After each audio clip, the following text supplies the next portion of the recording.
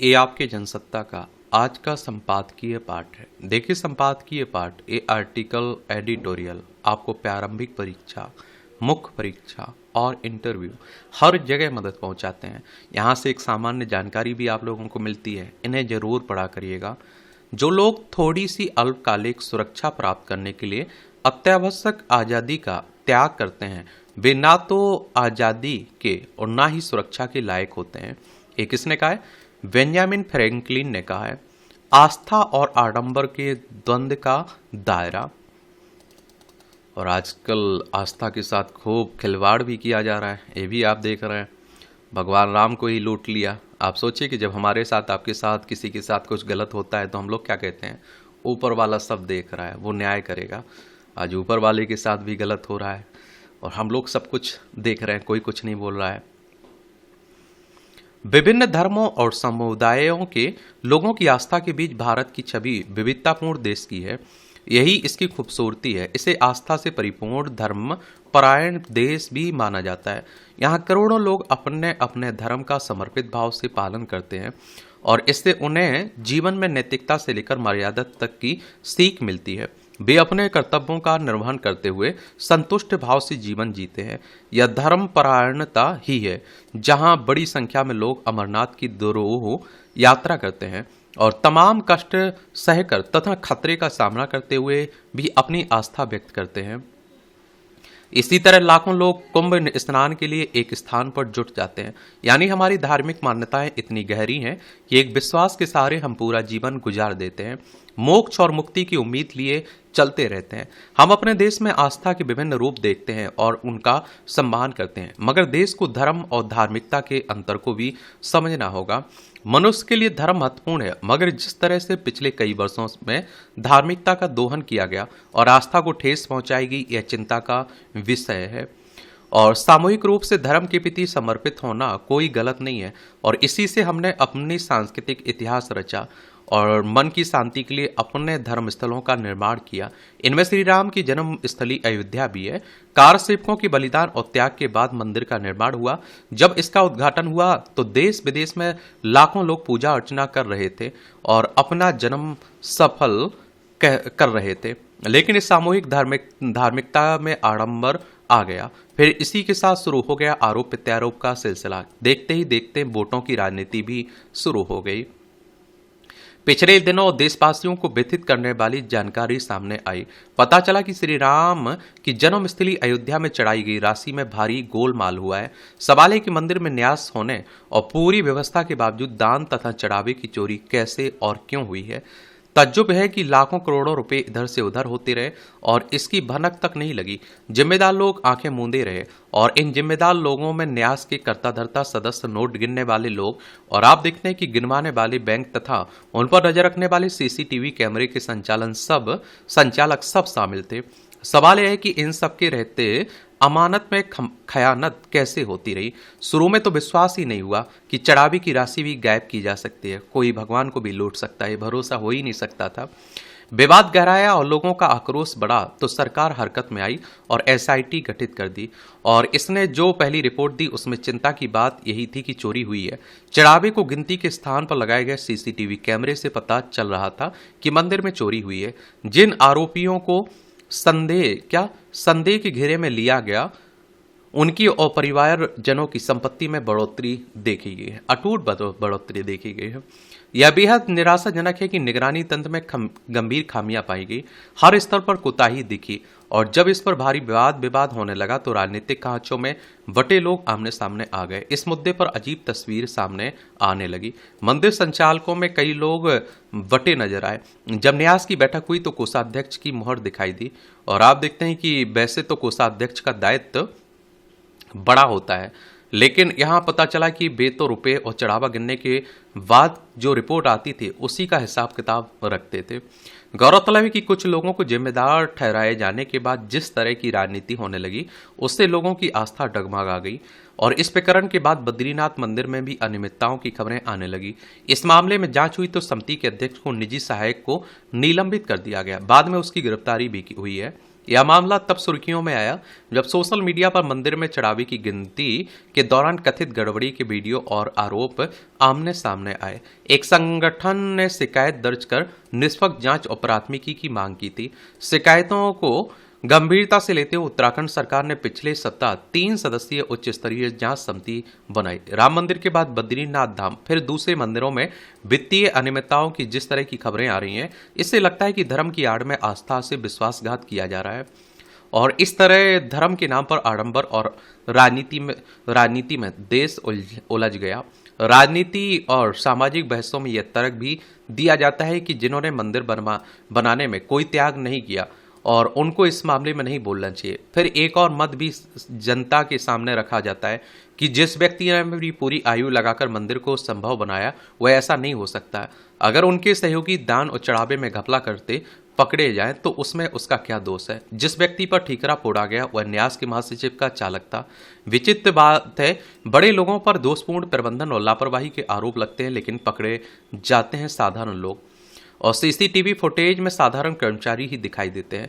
आज इस पूरे परिदृश्य को देखकर आम आदमी स्तब्ध है। वह सोच रहा है कि यह कैसा माहौल है जहां धर्म कर्म से जुड़े लोग ही अधर्म कर रहे हैं और उनकी आस्था को ठेस पहुंचाते रहे।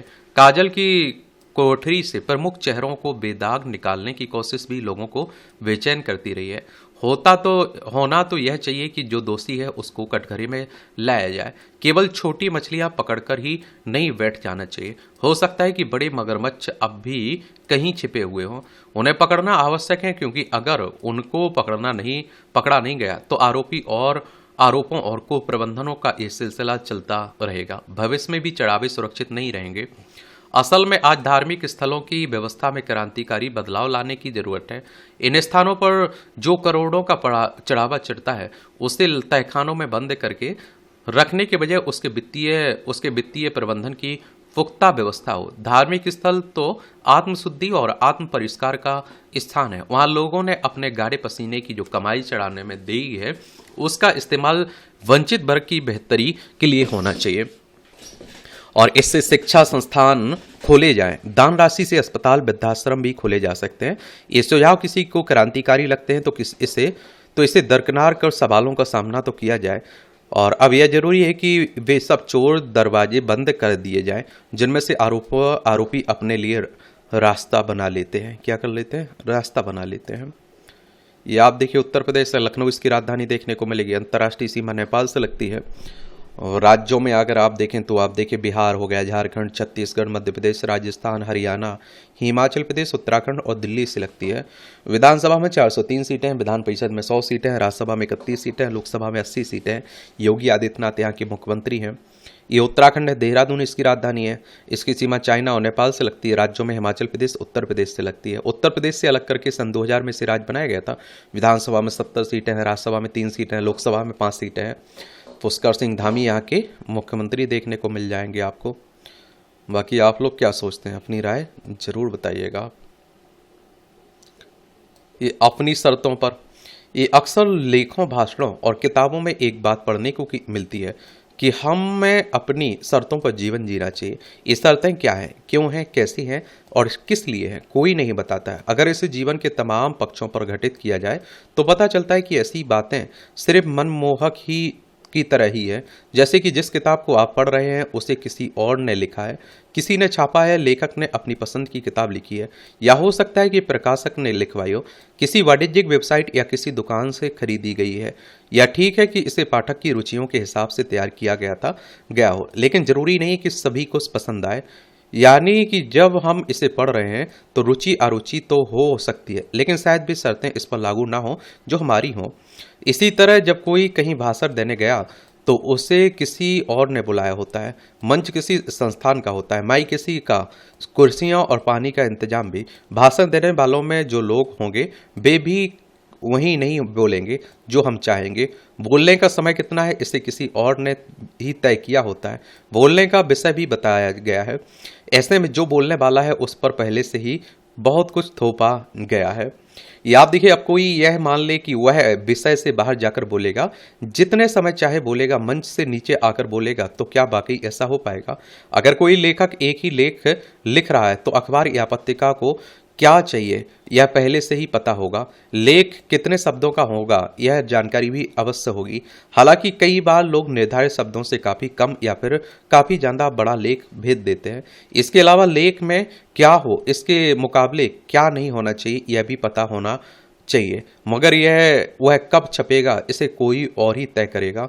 फिर जिस कागज़ पर छपेगा वह कहीं और से आया होगा। छापने के लिए जो स्याही इस्तेमाल हुई होगी वह भी किसी कंपनी की होगी। अखबार पाठक तक पहुंचने के लिए ना जाने कितने लोगों के हाथों से गुजरा होगा, यानी कि वे शर्तें उसकी नहीं होगी जिसने एक लेख लिखा है। इसी तरह किसान अपने खेत में क्या बोए यह मौसम और बाजार की जरूरत के हिसाब से ही तय होगा। यह नहीं कि किसान की मर्जी क्या है इस बात से फसल उगेगी। फिर खेत में पानी या तो बारिश से आएगा या ट्यूबवेल से। फसल की गुड़ाई गुड़ाई निराई कटाई बाजार तक पहुंचने में बहुत सी मशीनों और मानवीय श्रम की जरूरत होगी। इसी तरह किसी डॉक्टर से जब इलाज कराने जाते हैं तब वह बीमारी देखकर दवाएं देगा। ये दवाएं वे होंगी जो हमारे लिए जरूरी है, ना कि वे जिन्हें हम खाना चाहते हैं। हाँ, किसी दवा से एलर्जी है तो वह अलग बात है। ना ही ऐसा चल सकता है कि मन माफिक दवा मिल सके। दूर क्यों जाया जाए? अगर हम किसी सड़क पर चल रहे हैं तो दाएं बाएं देखकर चलना पड़ता है। कौन सी बस, मेट्रो, कैब, ट्रेन, जहाज अपने निर्धारित समय पर आएगा, अगर यह पता ना हो तो कहीं कहीं समय से नहीं पहुंच सकते हैं। और इनका आना जाना हमारी अपनी ज़रूरत के अनुसार नहीं होता है, हमें इनके हिसाब से चलना पड़ता है। अगर हम कार चला रहे हैं तो न केवल दाएं और बाएं बल्कि पीछे भी देखना पड़ता है। कार की रफ्तार भी सड़क की भीड़ भाड़ को देखते हुए ही तय होती है। कार की सर्विसिंग की कहीं करानी पड़ती है तो पेट्रोल कहीं और से लेना पड़ता है। टूट फूट हो तो मैकेनिक से ठीक कराना पड़ता है। गाड़ी चाहे कितनी पसंद हो, उसमें एक निशान भी लगा हो, इंजन भी ठीक से काम करता हो, तब भी अगर डीजल से चलने वाली गाड़ी 10 साल और पेट्रोल वाली 15 साल पुरानी हो तो उसे हटाना पड़ता है। हालांकि अमेरिका या यूरोप में 15 साल का ऐसा कोई नियम नहीं है। वहाँ जब तक गाड़ी ठीक है चलाई जा सकती है, सिर्फ प्रदूषण का ध्यान रखना पड़ता है। और आप देखिए कि जरूरी होने पर उसे दुरुस्त करने वाला पुर्जा बदलवा लिया जाता है। मगर अपने यहाँ प्रदूषण हटाने और ऑटोमोबाइल उद्योग को लाभ दिलाने के लिए ऐसे नियम बना दिए जाते हैं जिससे कि यह उद्योग चलता चमकता रहे। इस नियम से प्रदूषण भी कितना हटा सब जानते हैं। ऐसे वक्त में भी प्रदूषण का स्तर ऊंचा रहता है जब प्रदूषण फैलाने वाले कारक अपने निचले स्तर पर रहते हैं। यानी कुल मिलाकर अगर यह जीवन है तो प्रतिपल हम दूसरों के साथ मिलकर जीना पड़ता है। अपने मुताबिक सब कुछ नहीं चल सकता। दूसरों का ध्यान रखकर ही हम अपनी इच्छाओं को समर्थन मिलने की उम्मीद कर सकते हैं। अपनी मर्जी से तो सब कुछ नहीं चल सकता, लेकिन हम दूसरों की मर्जी का ख्याल कर अपनी मर्जी के कुछ अंशों के पूरा होने की गुंजाइश निकाल सकते हैं। अन्यथा जरूरी नहीं कि हमारी इच्छा या शर्त के मुताबिक ही हमारे सामने कुछ हो। कहने का अर्थ यह है कि दुनिया किसी चाहने वाले की शर्त से नहीं चलती। सब परस्पर निर्भरता से जीते हैं, जिसे पूरी या मुअक्कल आज़ादी कहते हैं। और अपनी शर्तों पर जीवन जीने का तड़का वह कहीं नहीं होता है, यह सिर्फ एक मिथ है। आप लोग क्या सोचते हैं? अपनी राय जरूर बताइए। या आप देखिए टिप्पणियाँ हैं, पढ़ना हो तो पढ़ सकते हैं। इसकी PDF आपको एजुकेशन सर्कल है ना प्लेटफॉर्म पर, वहाँ डाल दी जाती है। इस संवाद के बजाय ये भारत समेत दुनिया भर में अनशन के जरिए व्यवस्था में बदलाव लाने की कोशिशें इतिहास के पन्नों में दर्ज हैं।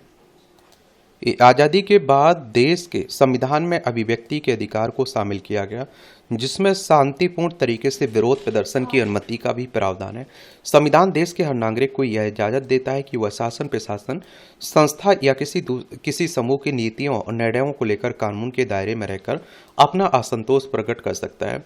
ऐसे में सवाल है कि किसी व्यक्ति को अनशन करने से जबरन रोका जा सकता है? मामला तब और भी संवेदनशील, गंभीर और महत्वपूर्ण हो जाता है जब अनशन देश की व्यवस्था में सुधार के मुद्दे पर केंद्रित हो। दिल्ली में जंतर मंतर पर पिछले 20 दिन से अनशन कर रहे जलवायु कार्यकर्ता सोनम वांगचुक को पुलिस द्वारा शनिवार को जबरन अस्पताल में भर्ती करा देने की घटना ने कई सवाल खड़े कर दिए हैं।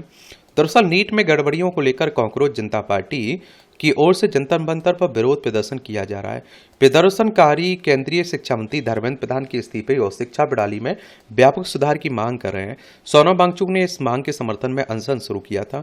उम्मीद की जा रही थी कि सरकार प्रदर्शनकारियों से बातचीत कर समाधान का कोई रास्ता निकालेगी, लेकिन इसके विपरीत पुलिस ने वांगचुक को जबरन अस्पताल में भर्ती करा दिया। ऐसे में यह सवाल उठना स्वाभाविक है कि क्या सरकार को असल में वांगचुक के स्वास्थ्य की फिक्र है या फिर यह सब आंदोलन की आवाज को दबाने के प्रयास का हिस्सा है। देश में ऐसी कई घटनाओं के उदाहरण हैं जब सरकार और उसके प्रतिनिधियों ने आंदोलनकारियों से बातचीत कर उन्हें भरोसे में लेकर अनशन समाप्त कराया। फिर क्या वजह है कि इस मामले में सरकार को प्रदर्शनकारियों से संवाद की अब तक कोई जरूरत ही महसूस नहीं हुई। अनशन को बलपूर्वक समाप्त कराने की कोशिश को ही प्राथमिकता दी गई। यह सच है कि सोनम वांगचुक के लगातार अनशन से उनकी सेहत बिगड़ रही थी, लेकिन जिस उद्देश्य के लिए उन्होंने यह कदम उठाया, क्या सरकार के लिए उसका कोई महत्व नहीं है? नीट की परीक्षाओं में पर्चा लीक और अन्य तरह की गड़बड़ियां अब किसी से छिपी नहीं है। सरकार ने भी इसे स्वीकार किया है। ऐसे में अगर युवा वर्ग शिक्षा व्यवस्था में सुधार की मांग कर रहा है, तो यह सरकार के लिए अप्रासंगिक या महत्वहीन विषय कैसे हो सकता है? अनशन के मसले पर दिल्ली उच्च न्यायालय ने अपने निर्देश में कहा था कि जीवन अनमोल है और वांगचुक के स्वास्थ्य की निगरानी होनी चाहिए। पुलिस अब उन्हें अस्पताल में भर्ती कराने के लिए इसी निर्देश का हवाला दे रही है। मगर इस आलोक में सर्वोच्च न्यायालय के वर्ष 2024 में एक फैसले का गौर करना भी जरूरी है, जिसमें कहा गया था कि भूख हड़ताल पर बैठे किसी शख्स की जिंदगी की हिफाजत करना सरकार की जिम्मेदारी है, लेकिन साथ में यह भी सुनिश्चित करना होगा कि असहमति जताने के अधिकार में कोई बाधा ना आए। जाहिर है कि अगर किसी शांतिपूर्ण आंदोलन की आवाज को सुनने के बजाय उसे दबाने का प्रयास किया जाए तो यह लोकतंत्र के लिए किसी आघात से कम नहीं होगा। और देखिए, सुप्रीम कोर्ट की बात करें तो हमारी सर्वोच्च अदालत है। संविधान के अनुच्छेद 124 के तहत सुप्रीम कोर्ट की स्थापना की बात की गई। 28 जनवरी 1950 में स्थापना हुई थी। ताक पर दायित्व। चिकित्सा पेशे की सबसे बुनियादी और प्राथमिक शर्त यही होनी चाहिए कि एक चिकित्सक किसी घायल व्यक्ति का बिना किसी औपचारिकता की मांग किए तुरंत इलाज करे और सबसे पहले उसका जीवन बचाने की कोशिश करे। विडंबना है कि कई बार अस्पताल और वहां मौजूद डॉक्टर घायल मरीज को तुरंत उपचार मुहैया कराने के बजाय टाल मटोल करते हैं, फिर मना कर देते हैं। नतीजतन सिर्फ इलाज न मिलने की वजह से बच सकने वाले व्यक्ति की भी मौत हो जाती है। सवाल है कि ऐसी स्थिति में पीड़ित की मौत के लिए किसकी जिम्मेदारी तय की जाएगी। गौरतलब है कि बीते मार्च में बलात्कार की शिकार हुई महज 4 साल की एक बच्ची को बुरी तरह घायल अवस्था में गाजियाबाद के 2 निजी अस्पतालों में ले जाया गया, लेकिन वहां उसे भर्ती करने से मना किया गया। आखिरकार इसी वजह से उसकी जान चली गई। सवाल है कि जघन्य अपराध का शिकार हुई पीड़ित बच्ची को तुरंत उपचार मुहैया कराना डॉक्टरों ने जरूरी क्यों नहीं समझा, और ऐसे में बच्ची की मौत के लिए आखिर उन अस्पतालों वहां मौजूद डॉक्टरों को भी जिम्मेदार क्यों नहीं माना जाए। और इस मामले में बीते शुक्रवार को सुप्रीम कोर्ट ने अस्पतालों डॉक्टरों को कड़ी फटकार लगाते हुए तल्ख टिप्पणी की। अगर आप अपनी ड्यूटी नहीं निभा सकते हैं तो आपको डॉक्टर कहलाने का कोई हक नहीं है। अदालत ने यह भी पूछा कि क्या आपने इसलिए नजरअंदाज किया कि पीड़ित बच्ची गरीब थी और उसकी फीस नहीं दे सकती थी, आपकी फीस नहीं दे सकती थी। शीर्ष अदालत की यह टिप्पणी इस घटना के बहाने बड़े फलक के सवाल उठाती है। यह शिकायत आम है कि निजी अस्पतालों में किसी मरीज के इलाज के बजाय पैसे को ज़्यादा अहमियत दी जाती है और गरीब तबकों के लोगों को वहां उपेक्षा या खराब व्यवहार का सामना करना पड़ता है। मगर बलात्कार जैसे गंभीर अपराध का शिकार घायल होने की स्थिति के बावजूद अगर बच्ची का इलाज करने से मना किया गया तो अंदाजा लगाया जा सकता है कि उन अस्पतालों के प्रबंधन और डॉक्टर कितने संवेदनहीन रहे होंगे। चिकित्सा पेशे से जुड़े सभी लोगों और संस्थानों को सुप्रीम कोर्ट की टिप्पणी के आलोक में अपनी ड्यूटी और उपयोगिता के बारे में ईमानदारी और संवेदनशीलता के साथ विचार करने की जरूरत है।